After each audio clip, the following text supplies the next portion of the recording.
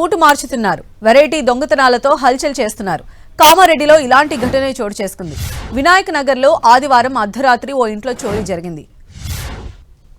సమీమున్నీసా బేగం తాళం వేసి బయటకు వెళ్లారు. తాళాలు పగలగొట్టి ఇంట్లోకి దొంగలు చొరబడ్డారు. ఏకంగా బీరువానే ఎత్తుకెళ్లారు.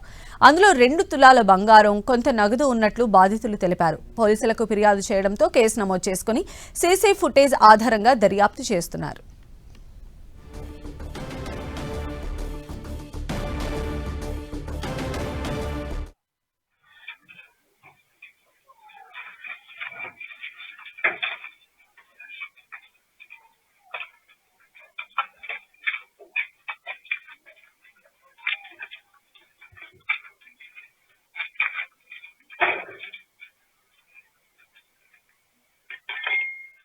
సో కామారెడ్డి జిల్లాలో జరిగిన చోరీకి సంబంధించిన దృశ్యాలు మనం చూస్తూ ఉన్నాము.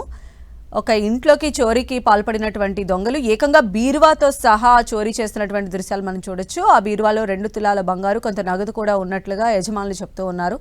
అక్కడ వెంటనే వారు పోలీస్ కంప్లైంట్ కూడా ఇవ్వడం జరిగింది. పోలీసులు అక్కడ ఉన్నటువంటి సీసీ ఫుటేజ్ ఆధారంగా ఈ ఫుటేజ్ను రిలీజ్ చేశారు. దొంగలు ఎవరైతే 3 వ్యక్తులు వచ్చి అక్కడ ఆ ఇంట్లో ఉన్నటువంటి బీరువాతో సహా మొత్తం నగదును దొంగతనం చేశారు. అయితే ఏకంగా బీరువాతో సహా ఈ దొంగతనం చేయడం అనేది ఇప్పుడు కొత్త రకంగా అనిపిస్తోంది. బట్ వారికి సంబంధించి అయితే పోలీసులు దర్యాప్తు చేస్తూ ఉన్నారు. సీసీ ఫుటేజ్ ఆధారంగా నిందితులను గుర్తించే పనిలో ఉన్నారు.